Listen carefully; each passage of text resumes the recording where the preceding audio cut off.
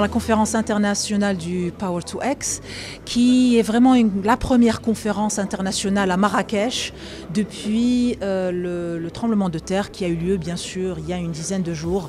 Et cela a été une occasion, et tous les participants nationaux et internationaux ont rappelé et ont salué cette résilience du Maroc et l'importance de pouvoir tenir cette conférence internationale. Nous avons bien entendu profité de ce moment pour lancer un appel que nous avons appelé Power to People, donc l'électricité pour la population, pour faire de telle sorte à dire que nous sommes bien entendu tous rassemblés pour parler technologie, pour parler plan d'investissement, pour parler hydrogène vert, mais le plus important aujourd'hui, c'est bien entendu parler d'électricité pour les populations. Et j'ai incité les participants à aller à 100 km de là où nous sommes et considérer cela comme un laboratoire à ciel ouvert, parce que nous devons reconstruire 50 000 maisons, nous devons reconstruire 500 écoles et c'est le moment de bien reconstruire tout ce patrimoine et faire de telle sorte à ce que la population, surtout les populations les plus touchées, ait accès à de l'énergie, à de l'eau, à des sanitaires bas coût et durables. Donc ça a été vraiment un appel également à la solidarité des boîtes et des entreprises technologiques nationales et internationales, bien entendu. Le Maroc, grâce à Dieu, dispose d'atouts naturels extraordinaires concernant ces technologies liées à l'hydrogène vert et d'une manière générale aux énergies renouvelables. Beaucoup de soleil, beaucoup de vent, la proximité avec l'Europe.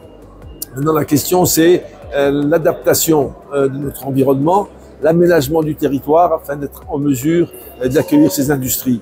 Je ne crois pas que le problème essentiel soit celui du financement. Beaucoup d'argent dans le monde est prêt à se mettre dans ces nouvelles technologies. Le problème, c'est la capacité, n'est-ce pas, que nous aurons de gérer la mutualisation des services et des produits nécessaires à ces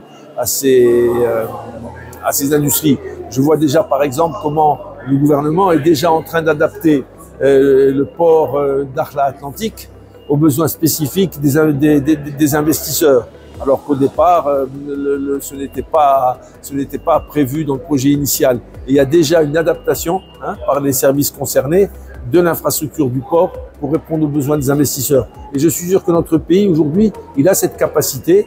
Il faut que l'offre Maroc Hydrogène se dote non seulement d'un guichet unique, capable de valider et d'allouer les ressources foncières que les projets demandent, mais aussi capable d'avoir la vision anticipative de l'aménagement du territoire et de pouvoir coordonner l'action des différents départements et différentes agences publiques concernées par ces investissements.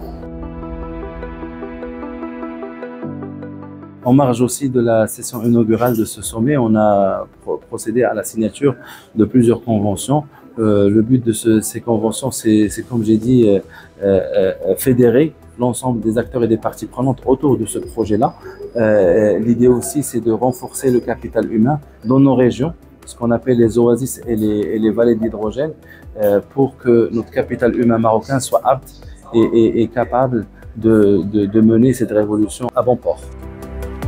L'hydrogène est une opportunité économique, voire géopolitique pour le Maroc. Et donc, si nous savons faire les choses, demain, nous serons producteurs non seulement de produits chimiques, mais on pourrait être capable même de fabriquer un certain nombre de composants pour les électrolyseurs, pour les stations de dessalement, pour le stockage, pour le transport. Et tout ça, c'est quelque chose d'extrêmement important pour nous.